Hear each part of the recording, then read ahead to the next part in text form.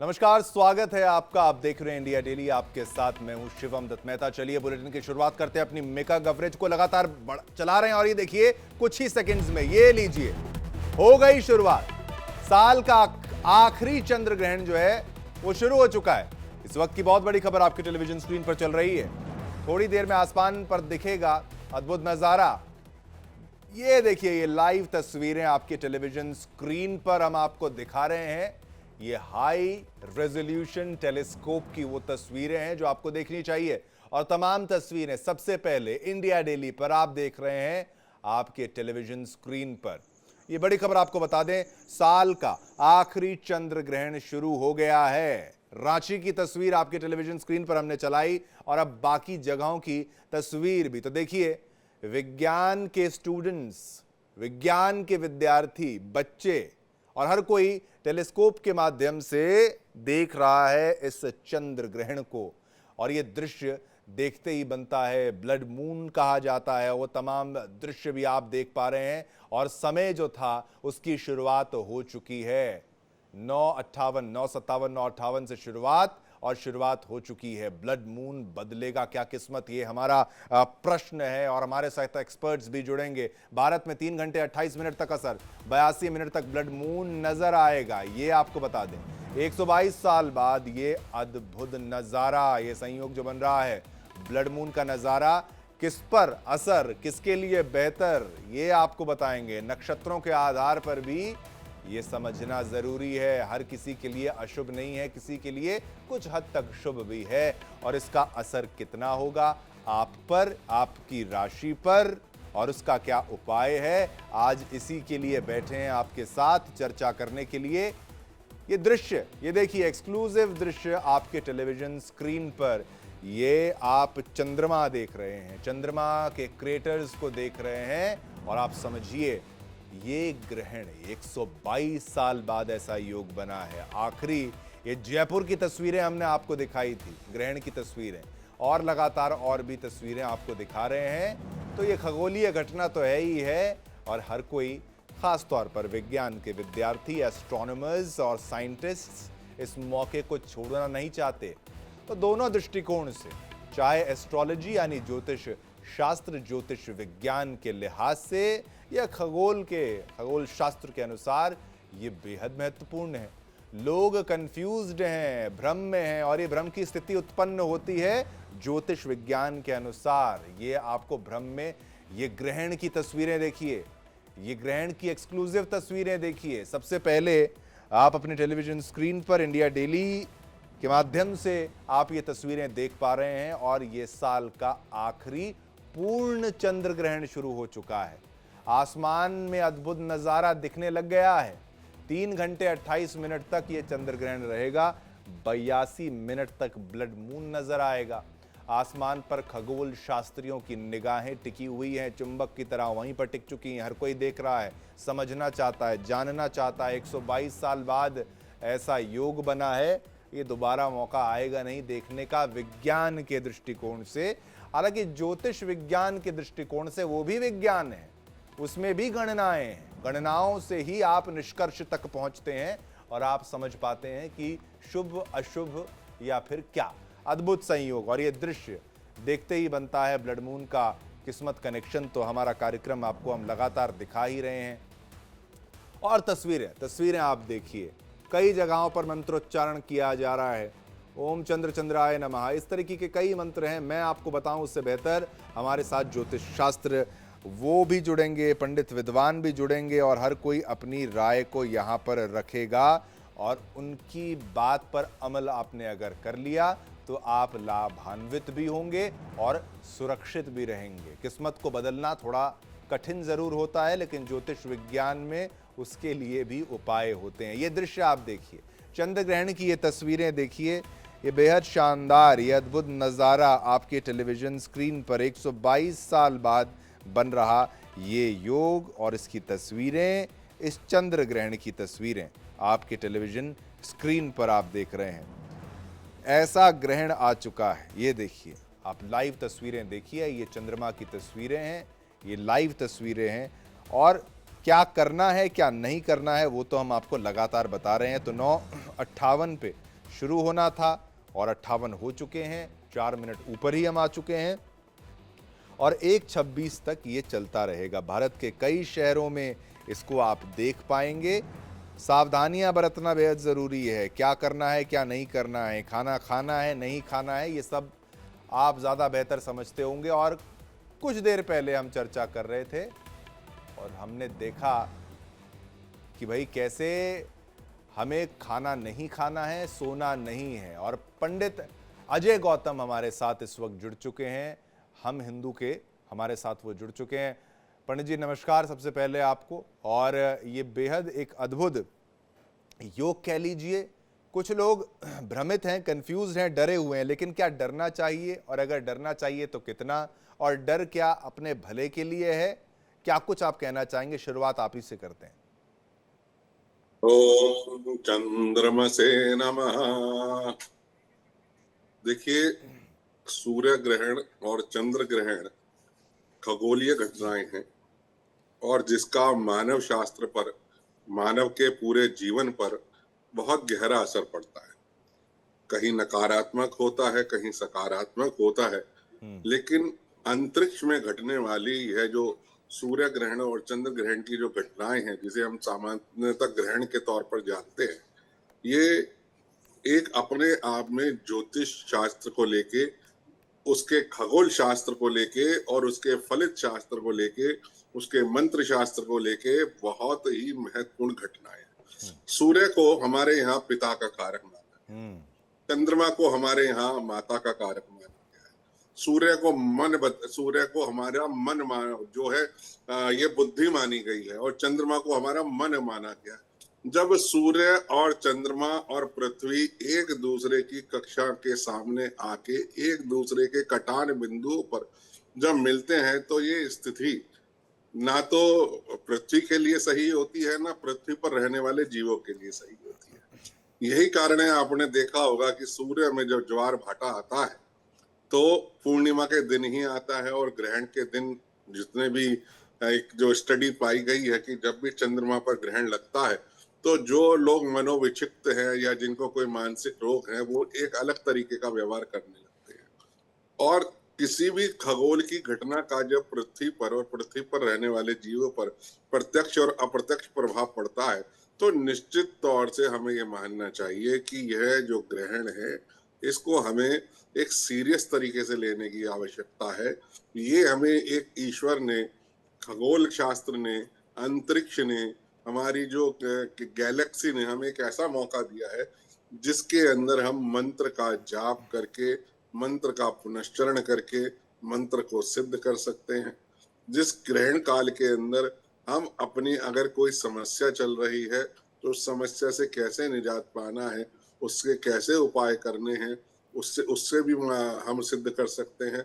इसलिए खगोल शास्त्र की दृष्टि से अगर देखा जाए तो ज्योतिष शास्त्र की दृष्टि से देखा जाए तो यह अपने आप में बहुत ही अद्भुत और एक ऐसी घटनाएं हैं जो इस भारतवर्ष के अंदर पूर्णतः यह प्रभावी है और इसका पूरा असर भारत में रहने वाले लोगों पर है और इसका पूरी तरीके से जो प्रभाव है वो मानव जाति पर और सभी जीवों पर है। बिल्कुल, और हर जगह की तस्वीरें हम अपने दर्शकों को दिखा रहे हैं। पंडित जी आप हमारे साथ बने रहिए। रजनीश मेरे साथ जुड़ चुके हैं, रजनीश भी इस वक्त मौजूद हैं। रजनीश, क्या स्थिति वहां पर? चंद्र ग्रहण की शुरुआत हो चुकी है। देखिए शिवम, चंद्र ग्रहण की शुरुआत जरूर हो चुकी है, लेकिन अभी तक की अगर मैं बात करूं तो चंद्र ग्रहण जो ब्लड मून जिसे कहते हैं वो अभी तक दिखाई नहीं दे रहा है। हालांकि यहाँ पर लोग जरूर पहुंचे हुए हैं और लोग लगातार टेलीस्कोप के जरिए जो उस ब्लड मून को देखने के लिए यहाँ पर आए हैं। लोगों में उत्सुकता काफ़ी ज़्यादा है, लेकिन अगर बात की जाए अभी तक की अगर बात की जाए तो अभी तक समय जरूर शुरू हो गया, लेकिन अभी तक वो दौर या वो समय नहीं आया जिसका इंतजार तमाम पूरा भारत कर रहा है। अलग अलग इलाकों में जो है वो लोग मौजूद हैं और चंद्र ग्रहण को देखने के लिए वो खासे उत्सुक है। कुछ मिथ्स भी हैं, कुछ साइंटिफिक रीजंस भी हैं, इसके चलते लोगों में अलग अलग राय भी जरूर हैं। लेकिन शिवम, अभी की अगर बात करें, मैं एक बार अपने कैमरामैन से कहूँ कि वो आपको दिखाएं कि यहाँ पर जो नेहरू तारामंडल है वहाँ पर तमाम लोग अलग अलग इलाकों से यहाँ पर पहुंचे हुए हैं। लाइनें लगाई हुई हैं, टेलीस्कोप के जरिए जो है वो चंद्र ग्रहण देखने की कोशिश की जा रही है। लेकिन अभी वो नज़ारा या वो दौर नहीं आया है जिसका इंतजार तमाम लोग कर रहे हैं।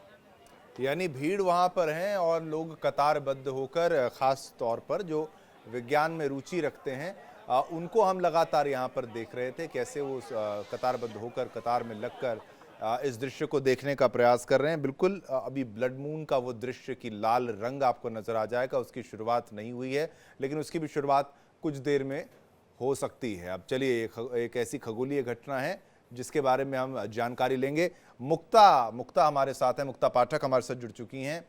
मुक्ता, आप इस वक्त जिस स्थान पर हैं वहां की स्थिति क्या है? अब तो अंधेरा भी पूर्णतः हो चुका है और शुरुआत भी हो चुकी है।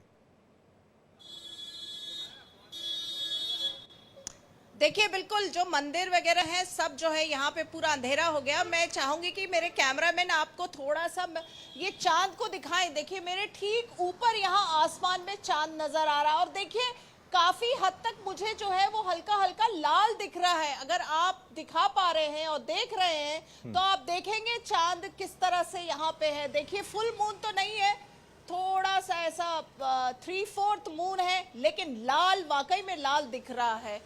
आप अगर देख रहे हैं, देखिए भोपाल के आसमान में जो चांद है वो कितना सुंदर इस वक्त लग रहा है।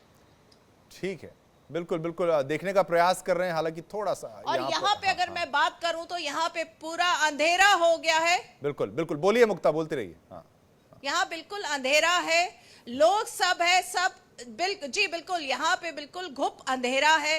लोग सब जो है वो अपने घरों के अंदर अब चले गए हैं। कुछ लोग जो हैं अभी अपने वो जो काम वगैरह से या वहां से लौट रहे होंगे तो वो लौट रहे हैं, उनकी आवाजाही जो है वो अभी बनी हुई है। लेकिन अगर हम एक बात करें तो यहाँ पे एक तरह से सन्नाटा है और चांद अगर आपको दिखा पा रहे हैं मेरे कैमरा पर्सन, तो बिल्कुल मेरे सिर के ऊपर आसमान में चांद है, बहुत खूबसूरत लग रहा है। और मुझे कुछ हद तक वो लाल भी दिख रहा है, जो बार बार जो ब्लड रेड मून की बात हो रही है, तो मुझे तो वो लाल अभी से दिख रहा है जी। ठीक है, बिल्कुल मुक्ता, आप नजर बना के रखिए, लगातार हमारा कार्यक्रम चलता रहेगा और इस पर कवरेज हम करते रहेंगे। और सवाल बेहद महत्वपूर्ण जो हमारे हैं वो सवाल भी हम पूछेंगे। चंद्रमणि शुक्ला जी हमारे साथ, ज्योतिषाचार्य जी हमारे साथ जुड़ चुके हैं।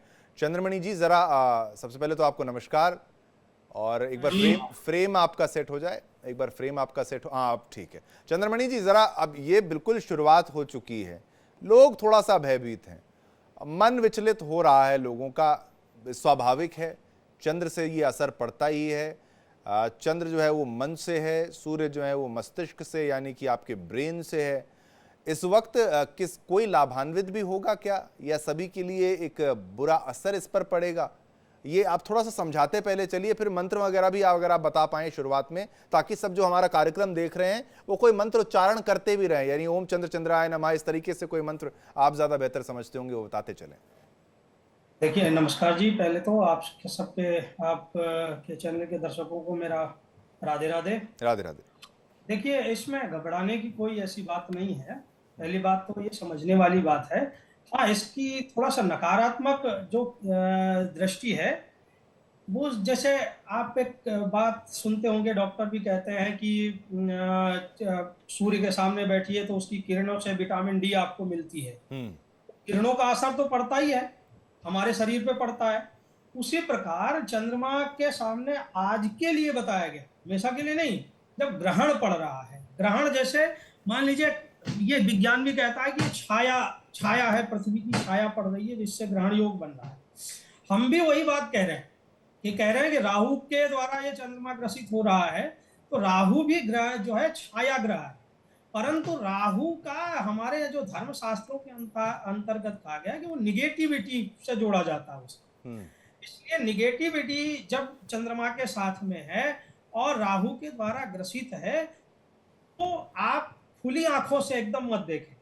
जैसे आप गॉगल्स पहन करके देख सकते हैं, और इसमें और कोई घबराने वाली बात नहीं है।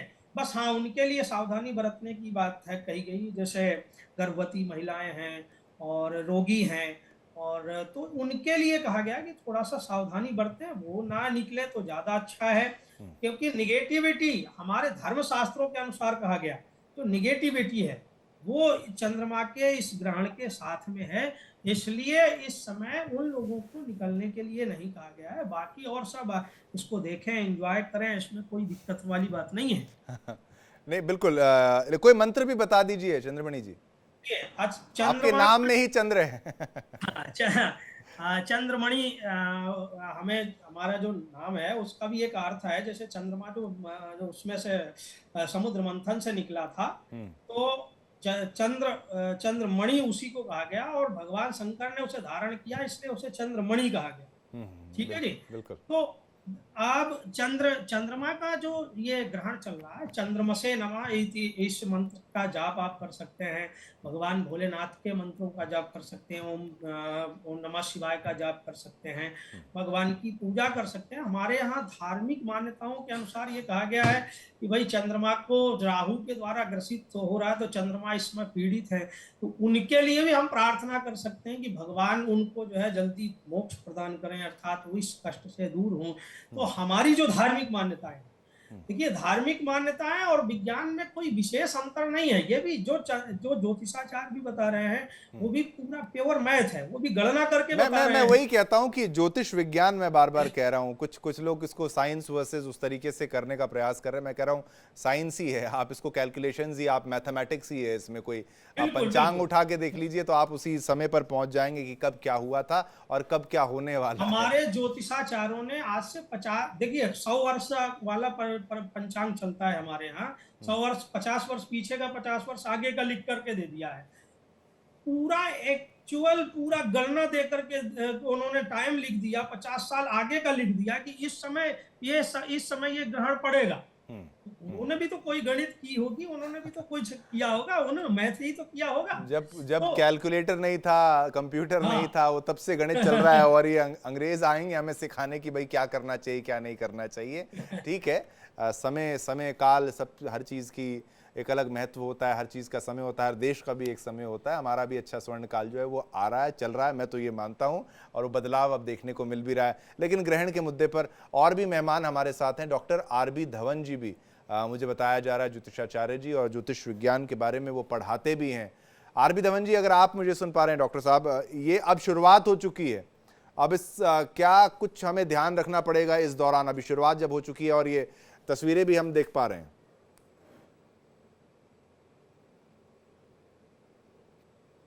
चलिए आरबी धवन जी, आपकी आवाज नहीं आ रही, शायद कम आ रही होगी, एक बार आप फिर से जरा अनम्यूट करके एक बार बोल लें।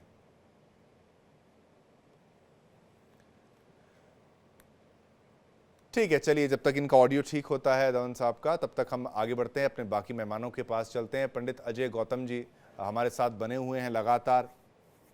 पंडित जी, अब ये शुरुआत हो गई है कि थोड़ी देर पहले हम चर्चा कर रहे थे तो कहा जा रहा था कि सोना नहीं है, और सोना नहीं है तो क्या कारण है कि सोना नहीं है?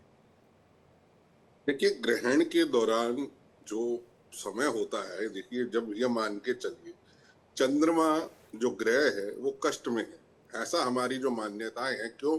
राहु और केतु के एक्सिस जो है, राहु और केतु नाम के जो ग्रह हैं जिन्हें दैत्य के रूप में माना जाता है, वो चंद्रमा को पीड़ित कर रहे हैं, जिस कारण ग्रहण।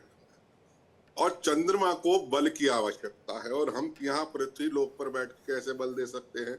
हम ऐसे बल दे सकते हैं, हम जैसे चंद्रमा से जुड़े हुए मंत्र का जाप करें, चंद्रमा से जुड़ी हुई चीजों को धारण करें। आज के दिन आप देखेंगे जल में, आप अगर देखेंगे हरिद्वार हो, काशी हो, वाराणसी हो, जितनी भी ऐसी जगह हैं जहाँ सब जगह आज की तारीख के अंदर आपको जल के अंदर खड़े होकर लोग मंत्र का पुनश्चरण या जागरण या मंत्र का जाप करते हुए दिखाई दे जाएंगे। कारण सी स्पष्ट है कि वो अपनी भावना से चंद्रमा को सपोर्ट करने का प्रयास करते हैं। और चंद्रमा को क्यों करते हैं? चंद्रमा हमारे मन का कारक है, चंद्रमा को हमारे यहाँ पितृ का कारक भी माना जाता है, चंद्रमा जो है माता का स्वरूप भी माना जाता है, चंद्रमा जल से जुड़ा हुआ भी माना जाता है। तो इसलिए जो सोने के लिए मना करने का कारण ये है कि कहते हैं जो सोवत है वो खोवत है, जो जागत है सो सो पावत है। ये आज आपको एक मौका मिला है चंद्र ग्रहण का कि उस ग्रहण के अंदर आप किसी भी मंत्र का जाप करिए, वो मंत्र आपका सिद्ध होगा।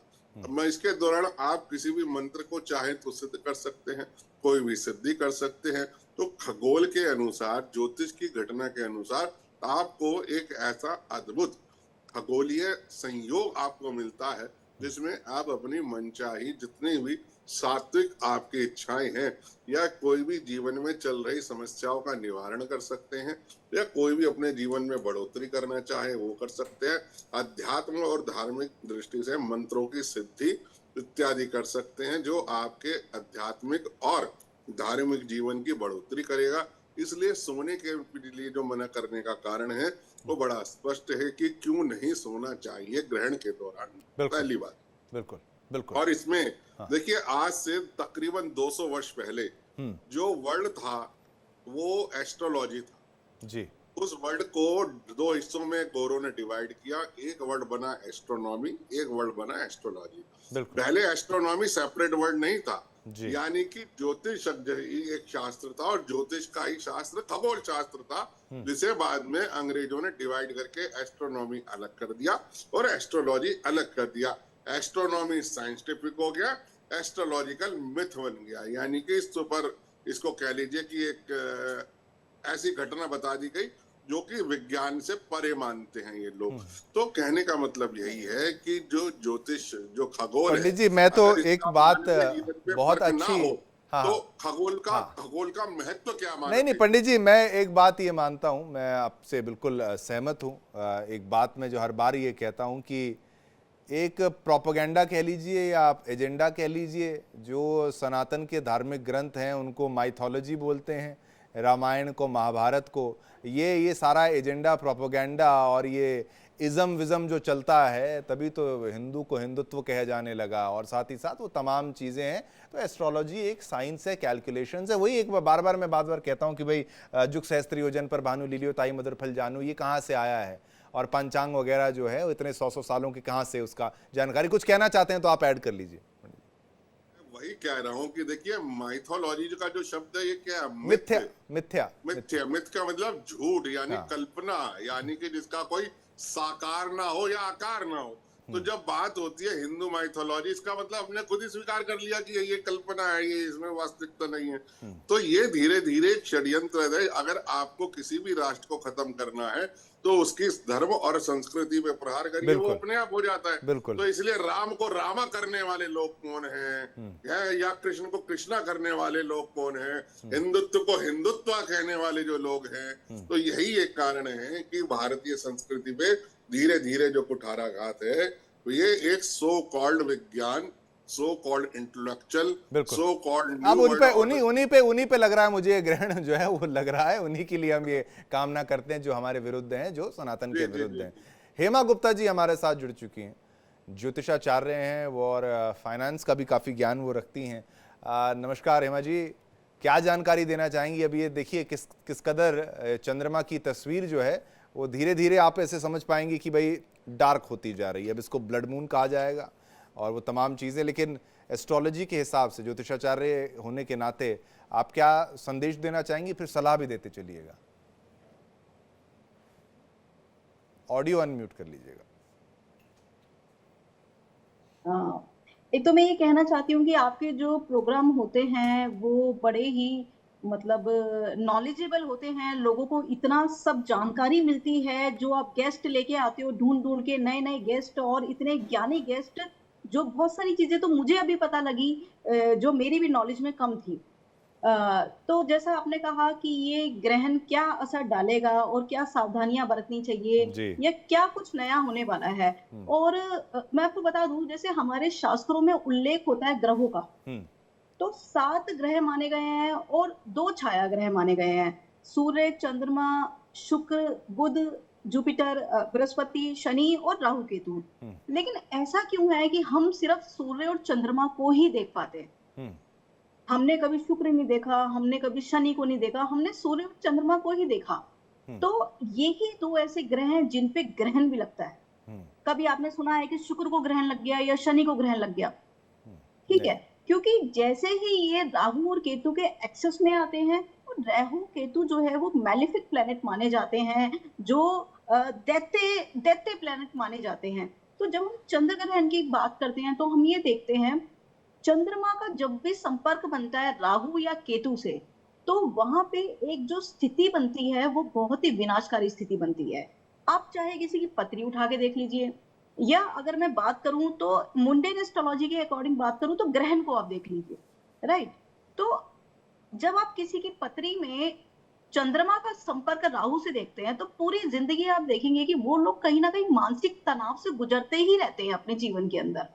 और ये स्थिति तब बनी होती है जब उनका चंद्रमा केतु के साथ मिला होता है, तब भी हम ये स्थिति देखते हैं कि उनके लाइफ में मानसिक तनाव बहुत होता है। कहीं ना कहीं उनके रिलेशन हमेशा प्रॉब्लम रहती है, क्योंकि जैसे केतु को कहा जाता है कि डिटैचमेंट का कारक है, सीजर है केतु, और चंद्रमा है हमारा मन, हमारे रिश्ते, हमारा पैसा। तो कहीं ना कहीं इन चीजों को लेके हमेशा तनाव बना रहता है। अब जहां तक मैं बात करती हूँ यहाँ पे ग्रहण की, तो राहु के साथ ये ग्रहण बना है, जो चंद्र ग्रहण आज का बहुत बड़ा ग्रहण है, बहुत सालों बाद लगा है। तो हम देखेंगे जिनकी पत्रियों में ऐसे योग बने हुए हैं, राहु के साथ चंद्रमा है, शनि के साथ चंद्रमा है, केतु के साथ चंद्रमा है, या फिर सूर्य के साथ चंद्रमा है। सूर्य के साथ चंद्रमा है तो एक अमावस्या योग बना देता है। तो ऐसे लोगों की पत्रियों में आगे आने वाले 6 महीने तक उनको बहुत ज्यादा प्रॉब्लम रहेगी। जैसा आपने अभी पूछा कि किन लोगों को समस्या रहेगी, किन लोगों के लिए अच्छा है ये ग्रहण, किन लोगों के ऊपर बुरा असर पड़ेगा, तो मैं राशि वाइज ना जाके जो लोग अपनी पत्री की, जन्म कुंडली की जानकारी रखते हैं, तो वो एक चेक कर सकते हैं कि जिनकी कुंडलियों में ऐसे योग बने हुए हैं, आगे आने वाले 6 महीने तक उनके हालात और खराब होने वाले हैं। उसका रीजन मैं बता दूं क्यों और क्या क्या समस्याएं उनके जीवन में आने वाली है, और मैं साथ साथ में उनका रेमेडी भी बताऊंगी कि कैसे वो समस्याओं को दूर कर सकते हैं। पहली बात तो ये, जिनका चंद्रमा सूर्य के साथ है तो एक अमावस्या योग तो बन ही गया, और यहाँ पे आज राहु के साथ ये बड़ा ग्रहण लगने के कारण उनकी कुंडली पीड़ित हो गई। और 6 महीने का टाइम पीरियड मैंने इसलिए बताया है आपको, कोई भी ग्रहण लगता है, चाहे वो सूर्य ग्रहण हो या चंद्रमा का ग्रहण हो, चंद्र ग्रहण हो, लूनर इक्लिप्स हो या सोलर इक्लिप्स हो, उसका इंपैक्ट 6 मंथ तक ही रहता है किसी भी कंट्री के ऊपर।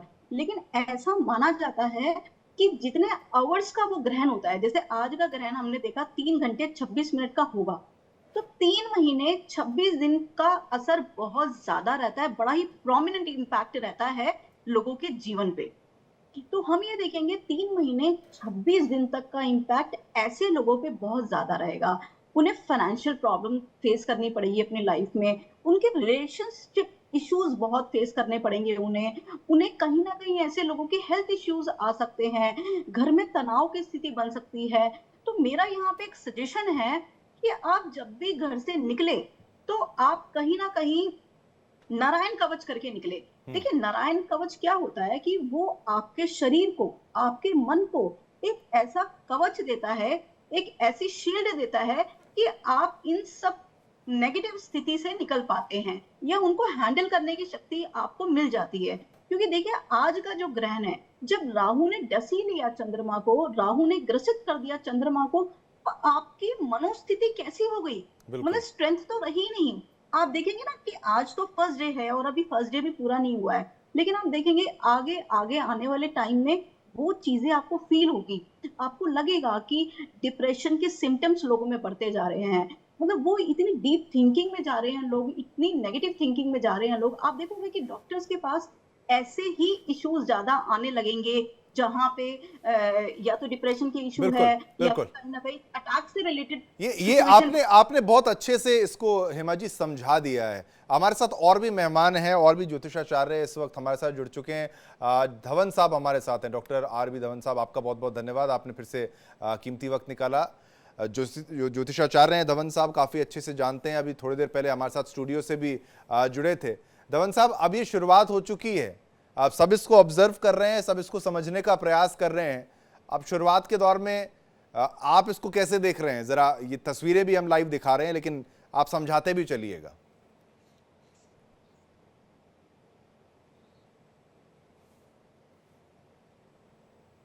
धवन साहब, आप मेरी आवाज अगर आप सुन पा रहे हैं, आप जवाब दे सकते हैं। हाँ, शुरुआत कर लीजिए।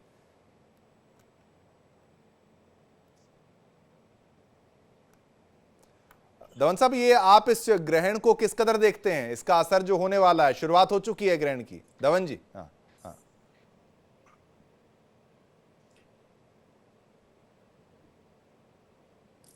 चंद्रमा एक ऐसा प्लेनेट है जो आपको पता ही है कि बहुत चर्चा हो चुकी, मन का कारक होता है। ये मन, हाँ, मेरी आवाज आ रही है आपको? हाँ जी, आप बोलते रहिए, बिल्कुल परफेक्ट आ रही है सर, बोलिए। मेरी आवाज आ रही है आपको?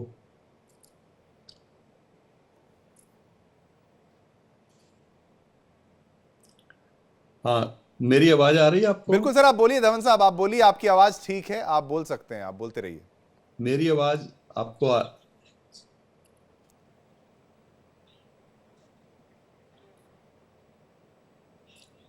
ये मन पर असर ज्यादा डालता है और शरीर और और और शरीर पर भी इसका असर होता है, क्योंकि ब्लड में जो मंगल और चंद्रमा मंगल और चंद्रमा दोनों का इफेक्ट होता है, क्योंकि ब्लड जो है वो एक तरफ से तरल पदार्थ है। धवन साहब, मुझे लग रहा है थोड़ा सा कुछ इशू हो रहा है, उसको हम ठीक कर लेते हैं। आप एक बार फिर से आपको प्रयास करते हैं। तब तक मैं अपने बाकी सहयोगियों के पास भी चलता हूं, उनसे भी एक एक सवाल पूछ लेते हैं। अभिषेक हमारे साथ जुड़ चुके हैं इस वक्त लखनऊ से। अभिषेक, वहां का दृश्य भी आप दिखाइए, और अब शुरुआत भी हो चुकी है, थोड़ा समय भी हो चुका है।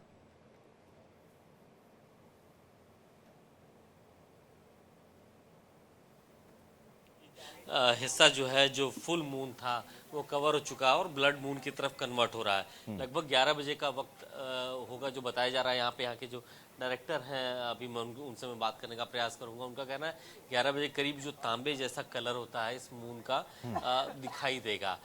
काफ़ी लोग थे, लेकिन अभी ज़्यादातर लोग जा चुके हैं। लेकिन यहाँ पे बहुत सारे लोगों का जमावड़ा है, ज़्यादातर हमारे प्रेस के लोग हैं और बहुत सारे लोग जो विजिटर्स हैं वो आए हुए हैं इस देखने के लिए कि फुल ब्लड मून कैसा दिखता है।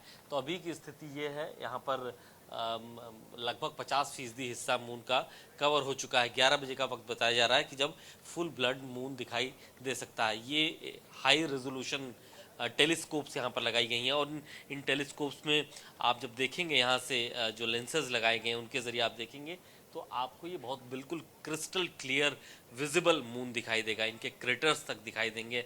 हमने एक्सपीरियंस किया है इनको, बेहद शानदार एक्सपीरियंस रहा है। और आप ये देखिए कि यहाँ पे क्योंकि लगातार अर्थ अपने एक्सिस पे घूम रही है, तो इसको बार बार इन टेलीस्कोप्स को एडजस्ट करना पड़ता है ताकि हमको फिर से वो दिखाई दे, फिर से हमको जो हम देखना चाह रहे हैं मून, जो कि हमारा ऑब्जेक्ट है, वो हमको दिखाई दे। तो यानी थोड़े थोड़ी देर पे इन हाई रेजोल्यूशन टेलीस्कोप्स को एडजस्ट करना पड़ता है। इसके पीछे क्या वजह है, क्यों एडजस्ट करना पड़ रहा है इनको बार बार? मून की पोजीशन चेंज हो रही है, तो मून की पोजीशन चेंज होने की वजह से हमें टेलीस्कोप की पोजीशन थोड़ी सी चेंज करनी पड़ती है। ठीक है, तो अभी की क्या स्टेज है, क्या दिखाई दे रहा है? हाफ मून लगभग हो गया है और हाफ और कवर्ड हो जाएगा। 11 बजे तक का टाइम है, 11 बजे ये हाफ पूरा कवर्ड हो जाएगा, टोटल लूनर एक्लिप्स हो जाएगा। उसके बाद फिर इसके अंदर रेडिश कलर आना शुरू होगा। जब दोबारा से रोशनी आएगी तो वो रोशनी जो है थोड़ा सा कलर उसके अंदर इफेक्ट आएगा। एज एक्सपेक्टेड जैसा सोचा जा रहा था वैसा हो रहा है, क्योंकि जब शुरुआत हुई थी तो बहुत क्लाउड था, बहुत विजिबिलिटी अच्छी नहीं थी। अब विजिबिलिटी बहुत अच्छी है,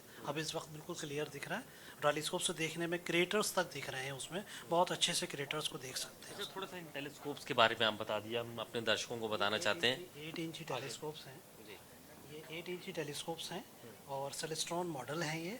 इस मॉडल से हम 480x तक इसको बढ़ा सकते हैं। 480x, तो हम इससे हाईली मैग्नीफाइंग उसमें देख रहे हैं, इमेजेस को जो देख रहे हैं। अगर आप नज़दीक से इसको दिखा सकते हैं तो इसके अंदर क्या होता है कि अगर हम मून के हाफ पार्ट देखते हैं तो उसके अंदर क्रेटर्स तक दिखते हैं क्लियर बिल्कुल।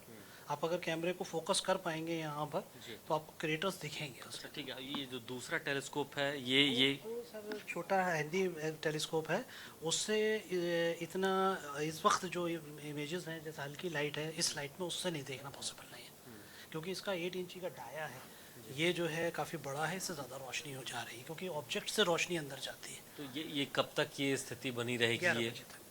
और उसके बाद क्या शुरू हो? फिर ये टोटल लूनर एक्लिप्स होने के बाद जब दोबारा से लाइट एंटर होगी, जैसे ही एक्लिप्स ख़त्म होना शुरू होगा फिर से मून दिखना शुरू होगा, तब इसके अंदर कलर रिप्रेजेंटेशन आएगी। अच्छा, ये लोग सवाल पूछते हैं कि आम लोगों के जीवन पे क्या असर पड़ेगा, हेल्थ इश्यूज को लेके भी सवाल उठते हैं। मतलब ठीक है, एक्लिप्स होता है तो क्या फ़र्क पड़ता है इससे? एक्लिप्स होने से कोई इफेक्ट नहीं पड़ता है नॉर्मल लाइफ के ऊपर, क्योंकि ये एक तरीके का नेचुरल इवेंट है। जैसे बारिश हो रही है, आंधी आ रही है, तूफान आ रहे हैं, उसी तरीके से एक इवेंट है कि जो प्लैनेट्स हैं और जो मून है वो अपनी पोजीशन चेंज कर रहे हैं, तो इससे हमारी लाइफ में कोई इफेक्ट नहीं पड़ने वाला है। ये खाली मिसकंसेप्शंस हैं सारे कि इससे हमारी लाइफ इफेक्ट होगी और इस लाइफ से हम लोग कुछ हमारे लिए नुकसान होगा या हमें कुछ फ़ायदा होगा। मिथ भी बहुत सारे हैं ये सारे कुछ नहीं है इसके अंदर, ठीक मिथ्स, है। ये खाली मिथ्स हैं, इसमें कोई हकीकत नहीं है। ये विज्ञान वर्सेस ज्योतिष विज्ञान हो जाता है बार बार, लेकिन कोई बात नहीं, वो एक साइंस के दृष्टिकोण से उन्होंने अपनी बात को अभिषेक हाँ वो समझाने का प्रयास किया।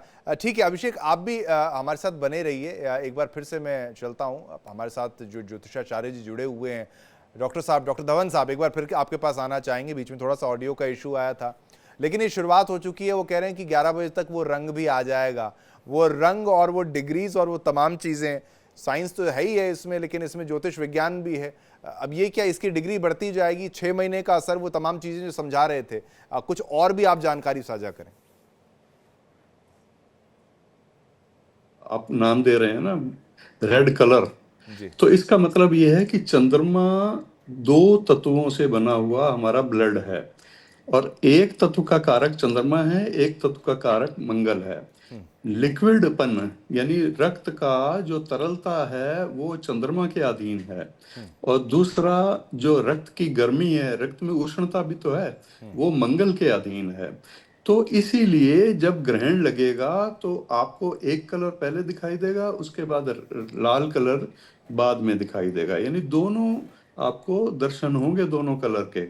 ये साइंटिफिक भी है, और दूसरी बात ज्योतिष से भी सिद्ध होता है। ज्योतिष एक विज्ञान है, विज्ञान के आधार पर इस तरह से हमें देखना है कि चंद्रमा के जो 2 कलर हैं, एक चंद्र का कलर है ही है जो लिक्विडपन है, और दूसरा उसकी उष्णता, गर्मी, हमारे रक्त की गर्मी, क्योंकि हमारे रक्त को तो निर्देशित करता है, ये मन को करता है, दूसरी बात मन को करता है।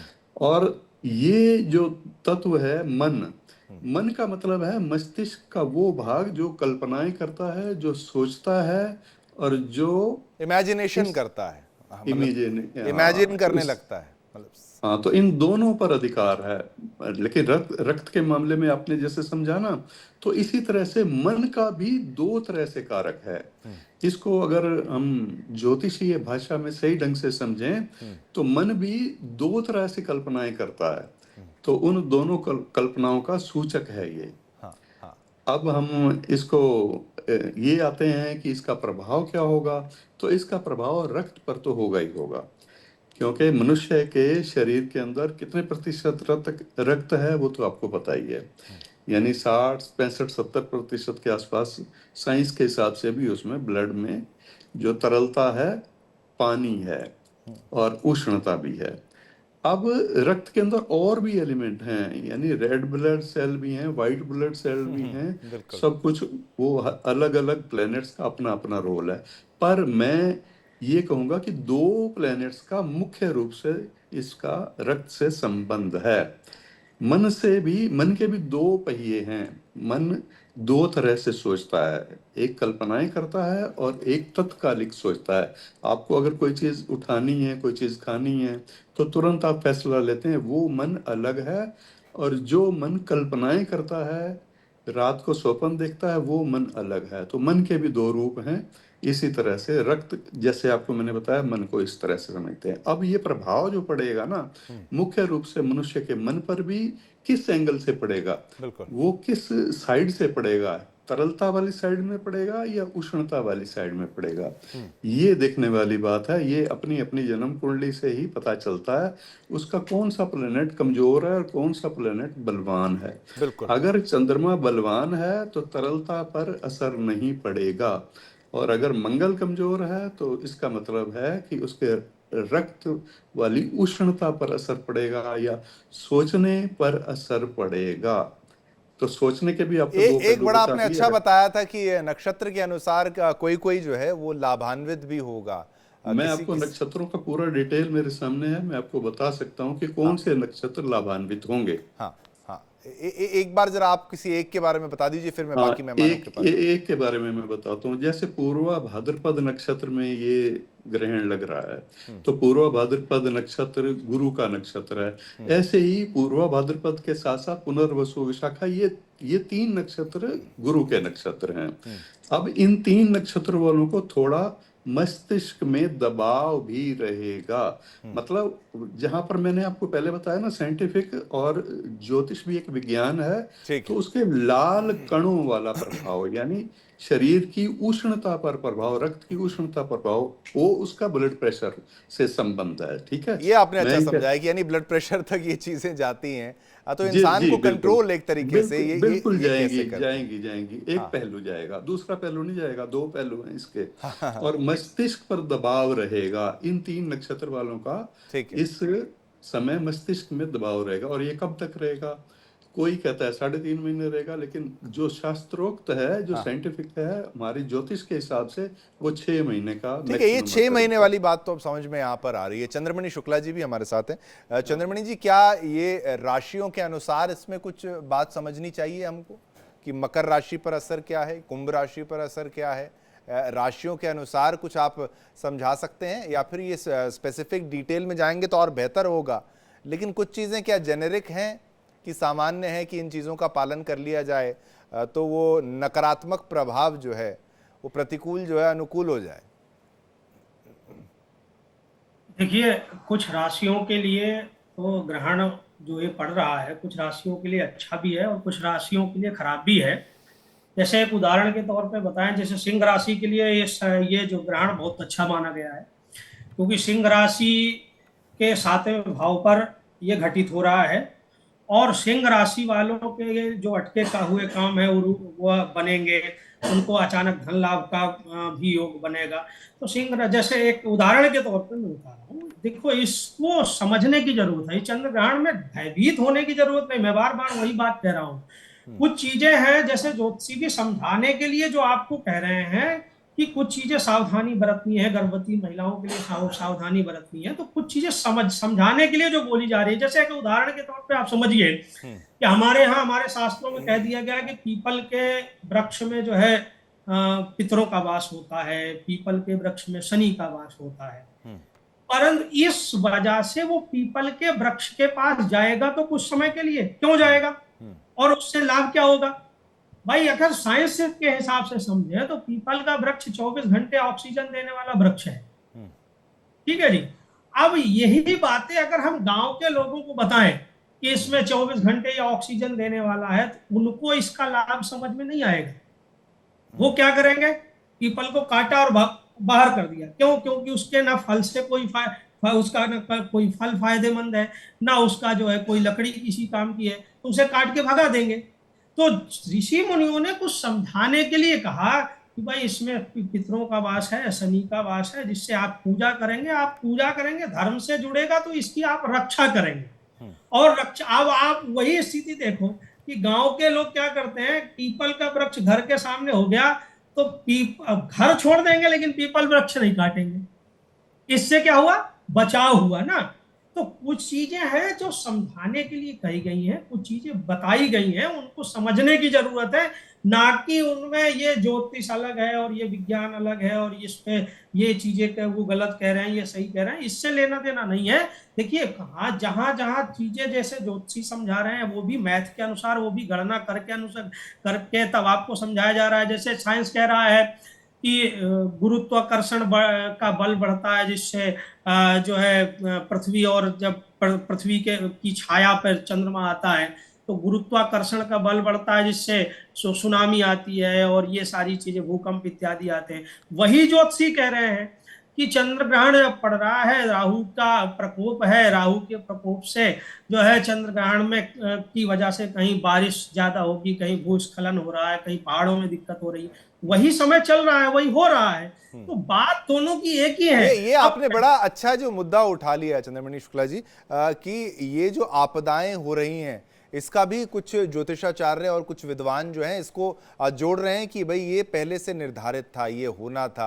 आप पर मैं आऊंगा, लेकिन एक बार पंडित अजय गौतम के पास भी मैं जाना चाहता हूं। पंडित जी, ये दो मुद्दे हैं जो लोगों को चिंतित कर रहे हैं। एक आपने बाढ़ बारिश की स्थिति आपने देखी, किस कदर ये जो है त्राहिमाम हर जगह हुआ। ठीक है, कुछ जगहों पर लोग नदी किनारे घर बनाते हैं, वो तमाम चीज़ें लोग करते हैं, लेकिन कई जगहों पर उससे परे भी ये हुआ है। तो ये सब क्या ये भी ज्योतिष में है, और ये ग्रहण होते हैं, ये आने वाले राष्ट्र पर भी इनका प्रभाव होता है क्या? स्थान पर भी प्रभाव होता है क्या? कॉन्टिनेंट्स पर होता है क्या? पंडित जी देखिए, स्थान पर और कॉन्टिनेंट पर प्रभाव होता है, ये तो निश्चित है जी, ये जो स्टडी से प्रूव्ड है। अब सवाल सिर्फ इस बात का ये है कि किस क्षेत्र पर प्रभाव होगा, किस कॉन्टिनेंट पर होगा, किस दिशा पर होगा। जब हमारे यहाँ मुंडेन शास्त्र है, मुंडेन शास्त्र में क्या है, जितना पूरा जो एशिया का जो एशियन कॉन्टिनेंट था, या पहले जो पुराना भारत था, जिसकी सीमाएं अफगानिस्तान और ईरान से लगा करती थी, जो गंधार जीवी जिसमें के अंदर आया करता था, उसको 27 नक्षत्रों में डिवाइड कर दिया गया, जिसे बोला जाता था कुम्र चक्र। यानी कि वो कछुए के आकार की एक आकृति हुआ करती थी, कुम्र चक्र उसको बोला जाता था, और हर जगह का रिप्रेजेंटेशन एक पर्टिकुलर नक्षत्र का करता था। किस नक्षत्र पर ग्रहण लगेगा, किस नक्षत्र पर क्या होगा, उससे बहुत आसानी से कैलकुलेशन हो जाया करती थी। हमारे पंचांगों में भी बकायदा उस चीज का उल्लेख हुआ करता था कि इस क्षेत्र के अंदर यहाँ पर प्राकृतिक आपदाएं आएंगी। यहाँ तक कि भी बताते थे कि ये जो प्राकृतिक आपदा है, ये ओलावृष्टि की होगी, ये अति जल की होगी, भूमिकंप की होगी, या अग्निवृष्टा की होगी, किस तरह की जो प्राकृतिक आपदाएं आएंगी, इसका भी पंचांगों में विस्तार पूर्वक उल्लेख किया जाता था। और उसको कैलकुलेट करने का जो तरीका था वो मुंडेन शास्त्र था। मुंडेन यानी कि जो हमारे यहाँ खगोल शास्त्र में प्राकृतिक यानी कि ज्योतिष के दो हिस्से हैं। एक हिस्सा जो मनुष्य से जुड़ा हुआ है, एक है वो जो प्रकृति से जुड़ा हुआ है। जो प्रकृति से जुड़ा हुआ है उसे मुंडेन शास्त्र कहते हैं, जिसमें बारिश के बारे में, भूमिकंप के बारे में, बीमारियों के बारे में, युद्ध के बारे में, इन सबसे जुड़ी हुई जो प्रेडिक्शन दी जाती हैं वो मुंडेन शास्त्र में दी जाती है। सवाल ये है कि मैं आपको थोड़ा सा बताना चाहूंगा कि भारत के सर्वोच्च न्यायालय का एक फैसला था Indira Sahni versus union of India. उसके अंदर जो एस्ट्रोलॉजी को उन्होंने शेड्यूल्ड ट्राइब एजुकेशन माना। शेड्यूल्ड ट्राइब एजुकेशन का मतलब पिछड़ी जनजातीय विद्याएं। अब पिछड़ी जनजातीय विद्याएं जब सरकार इसको मान के चलती है कि ये पिछड़ी जनजातीय विद्याएं हैं, तो इसको यूनिवर्सिटीज में पढ़ाने के लिए ईयर 2000 में बहुत बड़ा संघर्ष हुआ। तब जाके यूजीसी ने ज्योतिष को अपने यहाँ एक सब्जेक्ट में शामिल किया।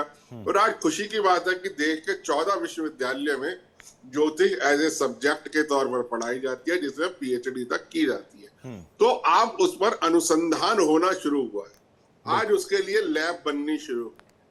आज जितना पैसा विज्ञान की तरक्की पे और उसके शोध पर खर्च होता है, उसका 1% भी ज्योतिष शास्त्र की रिसर्च और डेवलपमेंट में खर्च नहीं होता।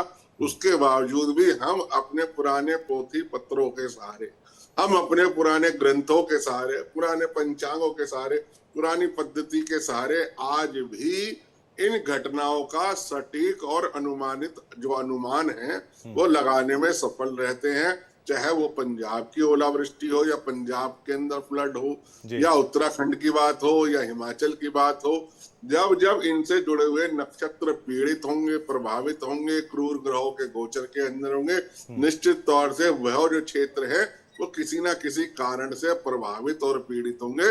प्राकृतिक आपदाएं वहां आएंगी ही। ये अगर मैं ग्रहण की बात करूं, क्या इसका भी कुछ असर होता है प्रकृति पर, खास तौर पर देश पे इसका कोई असर? क्योंकि कई देशों में अगर ये देखा जा रहा है तो फिर अब युद्ध होते हैं, समस्याएं आती हैं, भूकंप आते हैं, वो तमाम चीजें ग्रहण से भी कोई लिंक है क्या?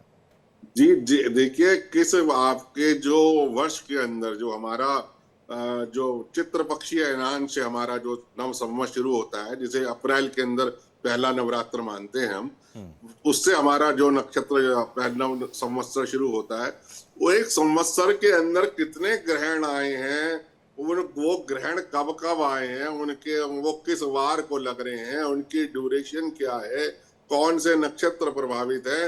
भारत की जो कुंडली है वो वृषभ लगन की 15 अगस्त 1947 रात के 12 बजे, वो उसमें क्या अपना प्रभाव डालेंगे, उससे ही इस देश की अर्थव्यवस्था, युद्ध नीति, फॉरेन पॉलिसी और इन सब का निर्धारण होता है। क्योंकि ये राष्ट्र की बात है, पेड़ पक्षियों की बात है, भूमि की बात है, जल की बात है, तो किसी व्यक्ति का इंटरेस्ट आज की तारीख में अपने बारे में जानने के लिए होता है शिवम जी। वो दूसरे में क्या हो रहा है, नदियों के साथ क्या हो रहा है, प्रकृति के साथ क्या हो रहा है, कोई भी नहीं पूछता। देश तो छोड़ ही दीजिए, देश तो छोड़ ही दीजिए। आज की तारीख में हर व्यक्ति कहता है मेरी प्रमोशन कब होगी, मेरा घर नया कब आएगा, मेरा रुका हुआ पैसा कब मिलेगा।